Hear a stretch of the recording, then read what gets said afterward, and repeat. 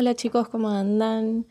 Quiero explicarles el tema de esta semana. Algo ya adelanté en la clase de Zoom que tuvimos el jueves, pero ahora lo vuelvo a explicar para los que no estuvieron en esa clase y aparte para que lo tengan en el video y lo puedan rever en caso de ser necesario. Bueno, entonces el tema de esta semana es obligation.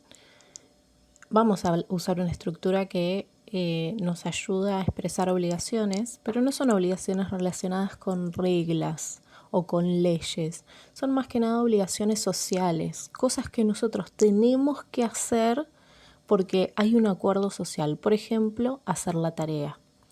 Si yo no hago la tarea, o si ustedes no hacen la tarea en realidad, no es que los van a llevar presos. O si ustedes no ponen la mesa o no lavan los platos un día, no van a estar faltando a la ley. En todo caso, estarían rompiendo un acuerdo social porque de alguna manera antes ustedes acordaron que lo tenían que hacer.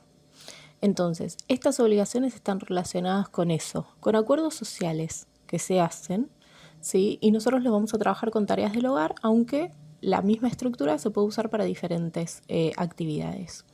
Entonces, obligation. La primera oración de ejemplo es I have to wash the dishes. Have to aparece en color verde porque es la estructura que vamos a usar. Have to expresa lo que esta persona tiene que hacer, ¿sí? La persona de la que se habla es I, o sea, está en primera persona. Yo mismo digo I have to wash the dishes. Es algo que yo tengo que hacer, ¿sí? Porque de alguna manera estaba impuesto socialmente dentro de la familia o dentro de una institución en particular. Si yo voy a un campamento y en el campamento a ustedes les asignan el lavado de platos, entonces es algo que ustedes ya tienen que hacer, más allá de que no haya una ley que lo diga, ¿sí? Ok, I have to wash the dishes. Have to es una estructura, no es el verbo tener como ya hemos visto que funciona have. En este caso es una estructura, por lo tanto no la podemos separar y no la podemos modificar, ¿sí? Have to va a estar ahí adelante del verbo. Entonces mi orden va a ser I, la persona, have to, la estructura, y wash the dishes va a ser el verbo. Una de las acciones que vimos que tienen que ver con tareas del hogar. ¿Qué pasa si yo quiero decir que algo no lo tengo que hacer? Quizás porque no me lo asignaron o porque no me ofrecí hacerlo. Entonces en ese caso agregamos don't a nuestra estructura. Entonces va a ser I don't have to cook. Fíjense que el orden es el mismo. Primero la persona, después el don't have to, que sería la estructura en negativo, y por último el verbo, que en este caso es cook. Hasta acá bien, es lo que usamos para hablar en primera persona. ¿Qué pasa cuando yo quiero hablar de otra persona? Ya no puedo usar have to, porque have to es exclusivo para hablar de mí, ¿sí? Entonces, en ese caso voy a tener que modificarlo a has to. Por ejemplo, acá, my sister has to do the ironing. Has to está representado en celeste y es la estructura que usamos para hablar en tercera persona, o sea, para hablar de otro, de lo que otro tiene que hacer, ¿sí? ¿Qué pasa con el negativo? Ya no puedo usar don't porque estoy hablando de otro.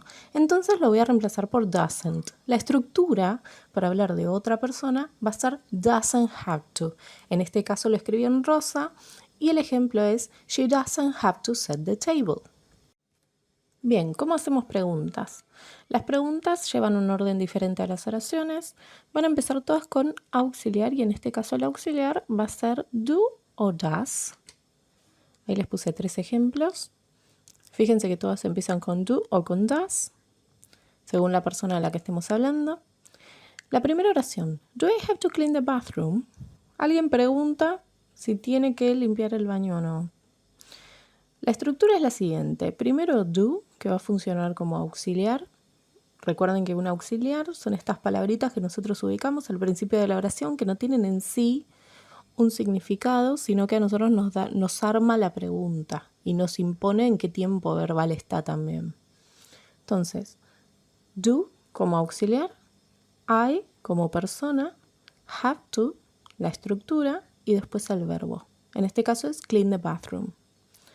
siempre hay que respetar el mismo orden. Si ustedes se fijan, el segundo ejemplo también respeta ese mismo orden. Es un poco diferente, pero lo respeta igual. Does, como auxiliar, porque estamos hablando de otra persona. Martina, ¿sí? Justamente en el lugar del sujeto. Have to, la estructura. Y el verbo después de la estructura. En este caso, make her bed. Toda la pregunta sería, ¿Does Martina have to make her bed? Y por último, do como auxiliar, we, la persona, have to, la estructura, y do the homework como verbo, ¿sí? Do we have to do the homework? Si ustedes siguen este orden, chicos, no hay forma de que les vaya mal, porque en realidad esto es muy mecánico, ¿sí? Así que hay que respetar este orden. Por lo pronto vamos a ver entonces oraciones y vamos a ver preguntas. Nada más. Now you have to do your homework. Les dejo la asignación preparada para hoy. Espero que hayan entendido el tema. Pueden consultarme cualquier duda que tengan, no se preocupen. Lo importante es que aprendamos cómo expresar obligaciones, ¿sí? Les mando un beso. Cuídense mucho. Hasta la semana que viene.